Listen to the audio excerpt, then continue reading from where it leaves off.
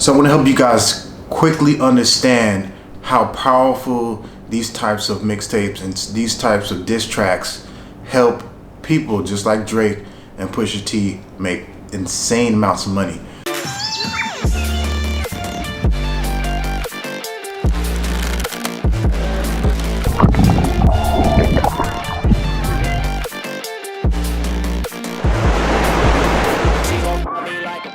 Hey folks, welcome back to a new series which I'm creating, showing you the breakdowns on exactly how rappers are actually making most of their money and how they're doing collabs that may not seem like collabs on the first look, but are really collabs in elaborate marketing schemes.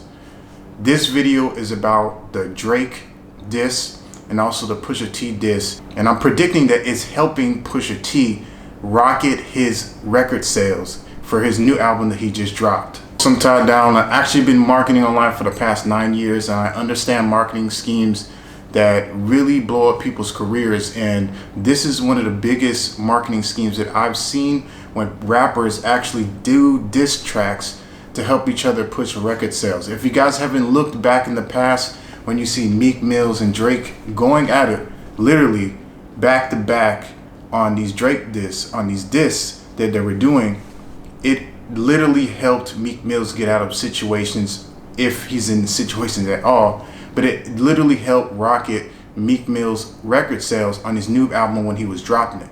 So if you're paying attention and you're seeing the trends on how this is happening, you literally understand how the marketing scheme can help them to make millions of dollars just by using the spotlight of someone who has a huger following or a bigger spotlight than the other.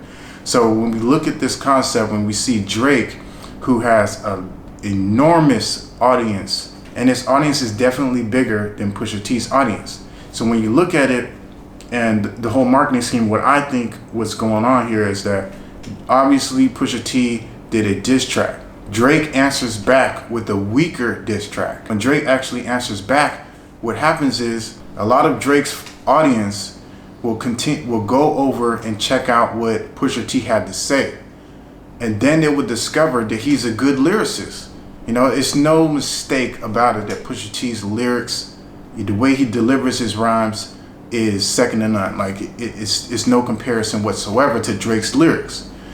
Drake just has a bigger spotlight, and what I'm understanding, what I'm thinking, is that Drake and Pusha T made some type of deal to where he's going to get a portion of the record sales in order for him to make some type of diss track. That's how it works.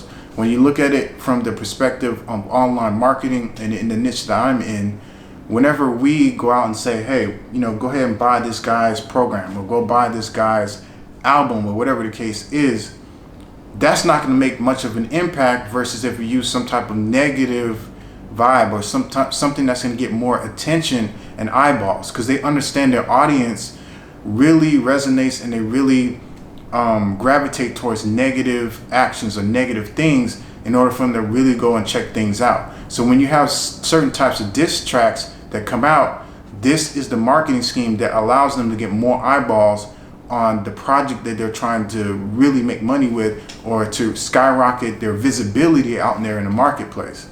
So I'm projecting that they're going to have several disses going back and forth, and that's really going to help to propel Pusha T's album that's dropped.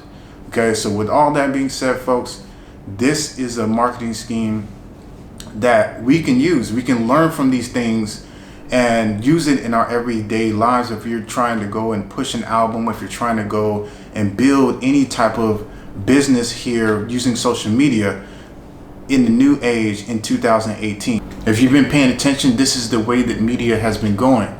You know, when you see other rappers, you see that they're constantly staying in the news for doing silly stunts and doing different things where you're like, man, why in the hell would this person do this? And why the hell would this person do that? It's all a marketing scheme to get more eyeballs on them and to get more record sales, to get more visibility, to grow their following, so that whenever they do drop something, they have more reach whenever they do.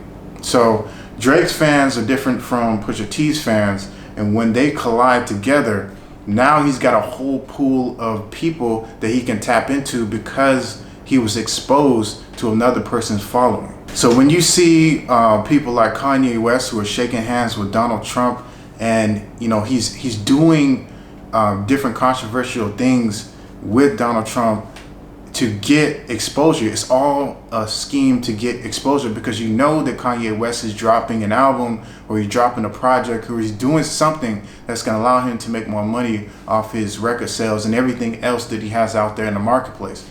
The name of the game is exposure, and it doesn't matter how you get it. All that matters is that you do get exposure out there in the marketplace. So I create these different types of videos showing you how to use social media and make money from social media. If you did get value from everything that I was sharing with you inside of this video, subscribe to this YouTube channel. Also, in the links in the description of this YouTube video, I do have different sets of free training that you can get involved in that allow you to understand these marketing schemes and how to use them in everyday life. Of course, you and I don't have millions of followers, but that doesn't mean that we can use these concepts on a lower level to gain exposure, build a bigger audience, so that we can push our albums, so that we can make more sales with our products, so that we can reach more people with our message.